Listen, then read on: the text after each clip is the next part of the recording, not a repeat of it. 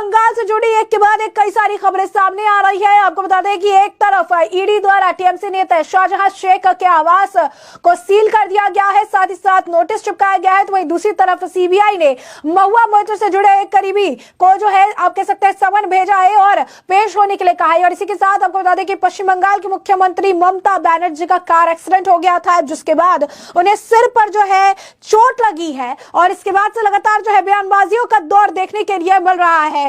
और एक एक करके जानते हैं क्या है पूरा माजरा। सबसे पहले बात कर लेते हैं जो है टीएमसी के नेता शाहजहां शेख की। तो ईडी ने टीएमसी नेता शाहजहां शेख का आवास सील कर दिया है। इसके साथ ही ईडी अधिकारी ने शाहजहां शेख के आवास के बाहर नोटिस भी चिपकाया है। जी हां, नोटिस जो है चिपकाया गया है और नोटिस आपको बता दें कि चिपकाया है। नोटिस के अनुसार टीएमसी नेता शाहजहां शेख को ईडी के सामने 29 जनवरी को पेश होने को कहा गया है। ईडी के अधिकारी बुधवार के तड़के ही टीएमसी नेता शाहजहां शेख के संदेश खली आवास पर पहुंचे थे और इस दौरान ईडी अधिकारी के साथ सुरक्षा के लिहाज से सीआरपीएफ जवान भी शाहजहां शेख के आवास के बाहर तैनात थे। ताला तोड़कर शाहजहां शेख के आवास के अंदर घुसे अधिकारियों ने घंटों जांच की। इस दौरान भारी सुरक्षा बल आवास के जो है बाहर तैनात था।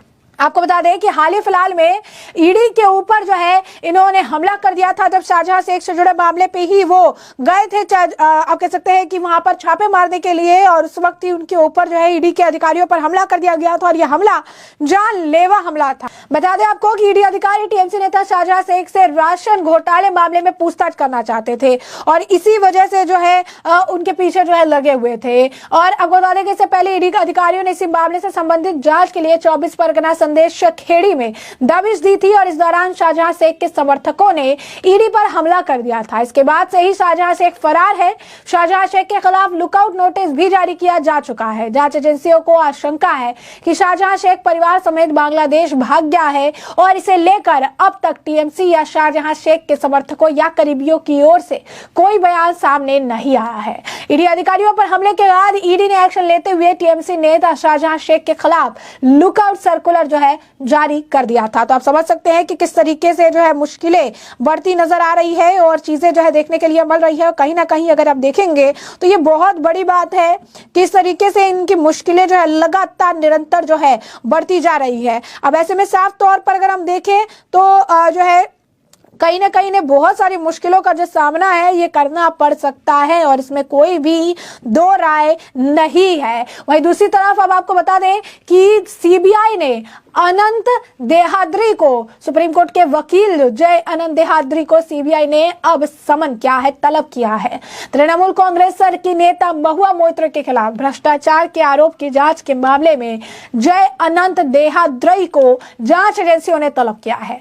सीबीआई ने उनको गुरुवार को ही पूछताछ के लिए बुलाया था। जांच एजेंसी महुआ मोइत्रा को लेकर उनसे सवाल जवाब करेगी। बता दें महुआ मोइत्रा को संसद में घूस लेकर सवाल पूछने के मामले में लोकसभा से सस्पेंड कर दिया गया था। महुआ मोइत्रा पर संसद में सरकार के खिलाफ सवाल पूछने के बदले बिजनेसमैन दर्शन हीरानंदानी से 2 करोड़ रुपए नगद, लग्जरी गिफ्ट समेत रिश्वत लेने का जो आरोप है, भारी भरकम आरोप जो है लगाया गया है। जी हाँ, बिल्कुल सही सुना आपने। जय अनंत देहाद्री को सीबीआई ने तलब कर आचार समिति ने महुआ मोइत्रा को काम को बहुत ही आपत्तिजनक, अनैतिक, जघन्य और आपराधिक मानते उनकी लोकसभा सदस्यता रद्द करने का सुझाव दिया था। दरअसल बीजेपी सांसद निशिकांत दुबे ने इस मामले में लोकसभा अध्यक्ष ओम बिरला को पत्र लिखकर महुआ मोइत्रा के खिलाफ कैश फॉर क्वेरी के आरोप लगाए थे।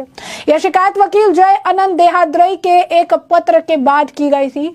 निशिकांत ने पत्र के आधार पर इस मामले की शिकायत लोकसभा स्पीकर से की और स्पीकर ने इसे एथिक कमेटी के पास भेज दिया। महुआ मोइत्रा मामले में अनंत देहाद्री से जो है पूछताछ होने वाली है। अनंत देहाद्री की अगर हम बात करें तो अनंत देहाद्री ने अक्टूबर में जो लोकसभा आचार समिति के सामने महुआ मोइत्रा के खिलाफ सभी सबूत जो है रखे थे। एक हल्फनामे में दर्शन हीरानंदानी ने आरोप लगाया था कि तृणमूल नेता महुआ मोइत्रा ने सांसद रहते हुए अपना लोकसभा लॉगिन और पासवर्ड उनके साथ शेयर किया था ताकि उनको जानकारी भेज सके, सांसद से सवाल उठा सके। इसके बाद महुआ ने संसदीय लॉगिन शेयर करने की बात स्वीकार कर ली थी। वहीं आपको बता दें कि जैसा कि कार एक्सीडेंट के बारे में आपको बता रहे थे, तो कार एक्सीडेंट में ममता बनर्जी को सिर पर चोट लगी है। बर्दवान से कोलकाता लौट रही थी मुख्यमंत्री, जिसके बाद उनके साथ हादसा हो गया है। गंभीर चोटें नहीं आई है, सिर पर जो है उनकी हल्की चोट लगी है और उनके नेता का कहना है कि वो पूरी तरीके से जो है ठीक है, उसमें कोई भी अभी उन्हें जो है तकलीफ ऐसा सच नहीं है और आने वाले समय के साथ वो पूरी तरीके से जो है ठीक हो जाएंगी, ऐसा भी जो है कहा जा रहा है। तो कहीं ना कहीं आप समझ सकते हैं कि काफी आप देखेंगे कि लोग कंसर्न हो गए थे। तो ऐसे में पश्चिम बंगाल के मुख्यमंत्री ममता बनर्जी को सिर पे चोट लगी है। ममता बनर्जी को चोट बर्धमान से कोलकाता लौटते वक्त लगी है। मुख्यमंत्री को यह चोट उस वक्त लगी जब जो है आपको बता दें कि जो ये चोट उस वक्त लगी है जब मुख्यमंत्री को लगी है जब उनके काफिले की कार एक्सीडेंट जो है शिकार हो गया था। इस दौरान मुख्यमंत्री के सिर में चोट आई। ममता बनर्जी राज्य के पूर्वी और पश्चिमी बर्धमान जिले में सरकारी योजनाओं के लाभार्थी के कार्यक्रम में शिरकत करने के लिए पहुंची थी। जानकारी में सामने आया कि बारिश के चलते ममता बनर्जी सड़क के रास्ते कोलकाता लौट रही थी और उस वक्त ही उनके साथ ही हादसा हो गया। रास्ते में विजिबिलिटी कम होने और फॉग के कारण यह दुर्घटना हुई।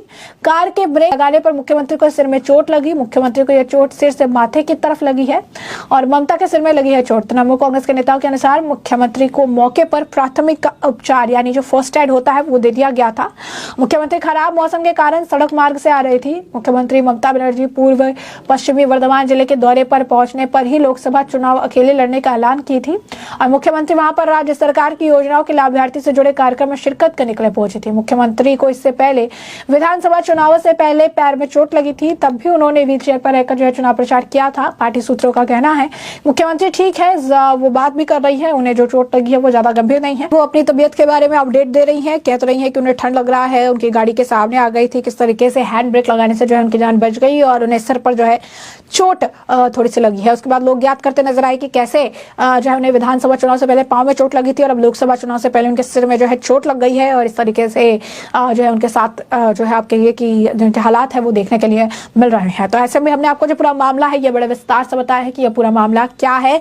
एक तरफ टीएमसी के जो नेता है शाहजहां शेख, उनकी मुश्किलें बढ़ रही है, उनके घर को सील कर दिया गया है और समन जारी करके उन्हें पेश होने के लिए कहा गया है। दूसरी तरफ सीबीआई ने जो है महुआ मोइत्रा के ही करीबी जो वकील है सुप्रीम कोर्ट के जय देहाद्री, उनको जो है सीबीआई ने जारी किया है नोटिस, समन जारी किया है। उन्होंने कहा है इनसे आए और जो है सवाल से पूछताछ उनसे की जाएगी। इसके साथ ममता बनर्जी को एक्सीडेंट की वजह से सिर पर चोट लगी है और क्या कुछ ममता बनर्जी ने कहा वो आपने আমারও মনে হচ্ছে একটু জ্বর আসছে এবং গা গুলোচ্ছে কনকাশন তো হয়েছে। দাদা দাদা মোবাইলটা একটু সরিয়ে, দাদা মোবাইলটা একটু সরিয়ে। আমি সেই জন্য আরে তোদের মাথায় এসে যাচ্ছে, সরে যা সরে যা, ধাক্কা দিও না। আরে এখান থেকে সরে যাও, মাথায় এসে যাচ্ছে সবাই, ধাক্কা দিও না। আমার সাথে অন্ডারবেল গভর্নমেন্টের মিটিং ভালোভাবে হয়েছে, শ্রেয়সী মাথায় এসে যাচ্ছে। আমরা টোটালটাই ডিসকাস করেছি এবং 26 তারিখে আমি আবার আসবো, আবার দেখা হবে। আমি এটুকু তোমাদের বলে গেলাম। কেমন লাগছে? আমি জানি না, একটা কোনো গাড়ি আমরা দেখতে পাইনি, গাড়িটা কি আমরা বেরোচ্ছিলাম, ধরো আমরা একটা গলি দিয়ে বেরোচ্ছি তো, আর ওই গাড়িটা প্রায় 200 স্পিডে যাচ্ছিল, যেতে যেতে মানে আমাকে গাড়িটা প্রায় গ্যাসই করে দিত এবং গাড়ি মানে পুরো মরেই যেতাম ওখানে। ওখানে আমার যে ড্রাইভার ছিল পুলিশের, আমার যে ড্রাইভ করছিল সে, কারণ আমাদের তো হেলিকপ্টারে আসার কথা ছিল, আমরা আসিনি ওয়েদারের জন্য, ওর সঙ্গে সঙ্গে ব্রেকটা কষে এবং বুদ্ধিমানের কাজ করে ব্রেকটা কেটেছে। ব্রেকটা যখন কষেছে আমার পুরো ড্যাশবোর্ডটা এসে মাথায় লেগেছে আর তখন একটা কনকাশন হয়েছে এবং কিছুটা রক্তও পড়েছে এবং কিছু ফুলেও আছে। এখন যখন সারা মাথাটায় পেন হচ্ছে, তাই নিয়ে আমি কাজ করে গেলাম। এখন কথা হচ্ছে যে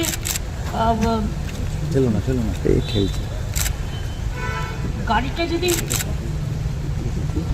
কাজটা খোলা ছিল আমার, কারণ আমি পাবলিক মিট করতে করতে আসি যখন লোক গাড়িটা, কাজটা যদি বন্ধ থাকতো তাহলে ড্যাশবোর্ডটা কাজ ছুটতো, পুরো আমার সারা শরীরে যুক্ত হয়ে যেত এবং গাড়িটা কিন্তু চুরমার হয়ে যেত।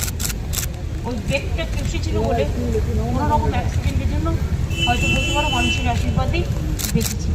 এখন আমার মাথাটা ভীষণ টনটন করছে, যন্ত্রণাও করছে, আমি ওষুধ খেয়েছি কিন্তু আমার ভীষণ ঠান্ডা লাগছে এবং গাউন মনে করছে, তাই আমি একটু বাড়ি যাচ্ছি।